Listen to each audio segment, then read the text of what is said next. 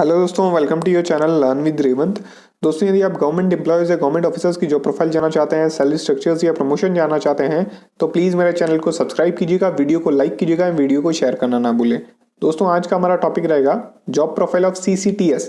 जैसा कि आपको पता है, इससे पहले मैंने 2 वीडियो बनाए थे, job profile of commercial cum ticket clerk और job profile of senior commercial cum ticket clerk, जो कि अभी NTPC में वैकेंसी आई हुई है और ये उसका थर्ड पार्ट है, जिसके अंदर जो डेजिग्नेशन है job profile of CCTS chief commercial cum ticket supervisor का जो नया डेजिग्नेशन बना है, इंडियन रेलवेज ने बनाया है मर्जर करके, तो उसकी जॉब प्रोफाइल आज हम इस वीडियो में डिस्कस करेंगे। तो इस जॉब प्रोफाइल को आज हम 4 पॉइंट में डिस्कस करेंगे। पहला पॉइंट रहेगा रिक्रूटमेंट प्रोसेस या भर्ती प्रक्रिया, ये कैसे रिक्रूट होते हैं या कैसे अपॉइंट होते हैं। सेकंड पॉइंट में हम जानेंगे वर्क प्रोफाइल या कार्यशैली, इनका काम क्या होता है। थर्ड पॉइंट में हम जानेंगे प्रमोशन या पदोन्नति, इनका प्रमोशन कितना टाइम में होता है और ये प्रमोट होके क्या बनते हैं। फोर्थ एंड लास्ट पॉइंट में हम जानेंगे सैलरी या तनख्वाह, इनको कितनी सैलरी या तनख्वाह मिलती है। जो पहला पॉइंट है रिक्रूटमेंट प्रोसेस या भर्ती प्रक्रिया, उसमें हम जानेंगे CCTS chief commercial cum ticket supervisor नाम का नया पद रेलवे द्वारा 2018 में बनाया गया था। एज यू नो, 2018 के अंदर जो मर्जर्स हुए थे उस टाइम नए डेजिग्नेशन बने थे, CCTC, सीनियर CCTC वगैरह, और जिसकी NTPC में 2019 में वैकेंसी भी आई थी। तो CCTS का जो डेजिग्नेशन है वो भी 2018 में बनाया गया था। CCTS stand for chief commercial cum ticket supervisor. CCTS पद की सीधी भर्ती, डायरेक्ट रिक्रूटमेंट नहीं होती। ये दोस्तों, जो CCTS है उसकी जो डायरेक्ट रिक्रूटमेंट है वो नहीं होती, सीधी भर्ती नहीं होती। CCTS प्रमोशन से ही बन सकते हैं।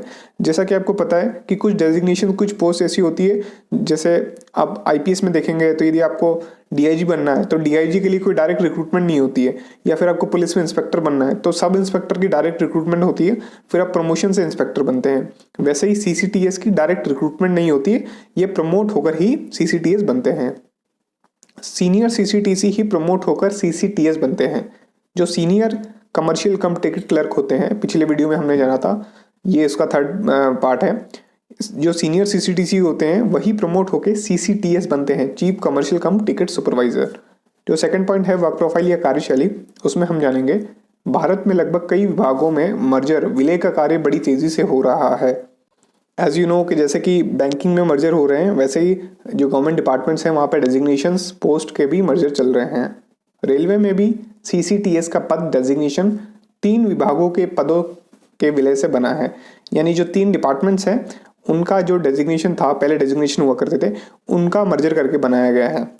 एक तो है कमर्शियल डिपार्टमेंट, सेकंड है टिकट चेकिंग डिपार्टमेंट, और थर्ड है ECRC इंक्वायरी कम रिजर्वेशन क्लर्क डिपार्टमेंट।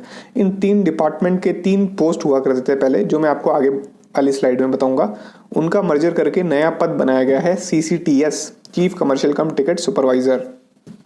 CCTS की पद स्थापना इन तीनों विभाग में से किसी एक विभाग में हो सकती है। दोस्तों, जो हमने 3 विभाग डिस्कस किए, 3 डिपार्टमेंट डिस्कस किए, commercial department, ticket checking department और ECRC डिपार्टमेंट, तो CCTS की जो पद स्थापना है या पोस्टिंग है, इन तीनों में से किसी भी एक डिपार्टमेंट के अंदर हो सकती है।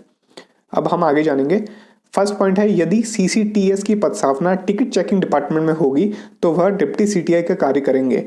जी दोस्तों, जैसा कि आपको पता है, जो टिकट चेकिंग स्टाफ है इंडियन रेलवेज का, जिनका काम यूजुअली होता है टिकट चेक करना, तो यदि CCTS की जो पोस्टिंग है या फिर जो पदस्थापना है वो टिकट चेकिंग डिपार्टमेंट में होगी तो वह एज अ डिप्टी CTI का काम करेंगे। डिप्टी CTI पहले पोस्ट होती थी, अभी भी है, लेकिन जो नए रिक्रूट होंगे NTPC के थ्रू, अब उनको डिप्टी CTI की डेजिग्नेशन नहीं मिलेगी, उनको CCTS की डेजिग्नेशन दी जाएगी।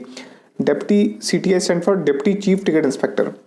सेकंड पॉइंट में हम जानेंगे, यदि CCTS की पदस्थापना कमर्शियल डिपार्टमेंट में होगी तो वह चीफ बुकिंग क्लर्क या चीफ पार्सल क्लर्क या चीफ गुड्स क्लर्क का कार्य करेंगे।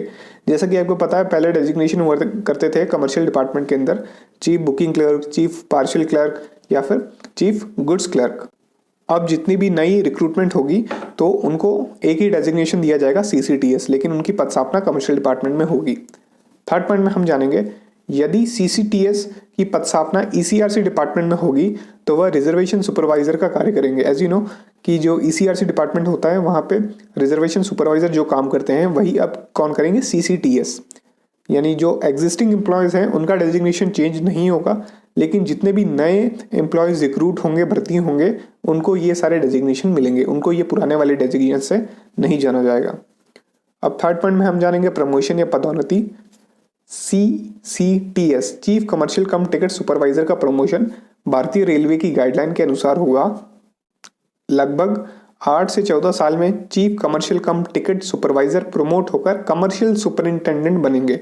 जी दोस्तों, 8 से 14 साल के बीच में यूजुअली इनका प्रमोशन होगा और ये प्रमोट होकर बनेंगे कमर्शियल सुपरिंटेंडेंट। CS का भी नया डेजिग्नेशन बना है रेलवे के अंदर। तो जो नेक्स्ट वीडियो होगा उसमें हम जानेंगे कमर्शियल सुपरिंटेंडेंट के बारे में।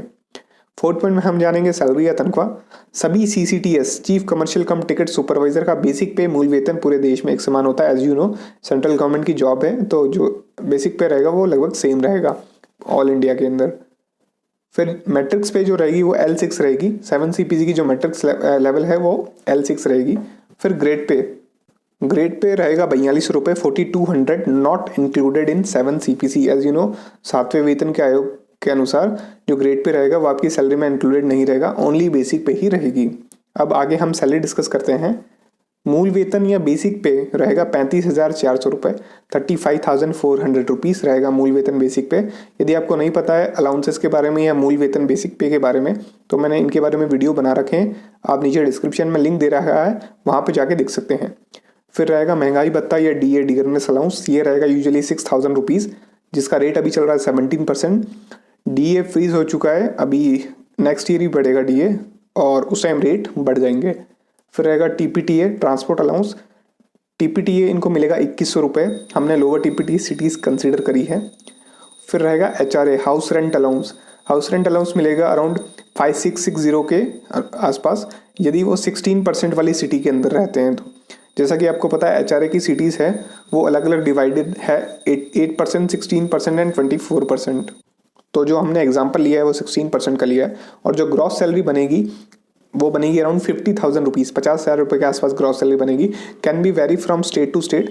स्टेट यदि दूसरा है या फिर जो प्लेस ऑफ पोस्टिंग है वो दूसरी है तो उस केस में उनको HRA कम ज़्यादा हो सकता है, TPTA भी कम ज़्यादा हो सकता है।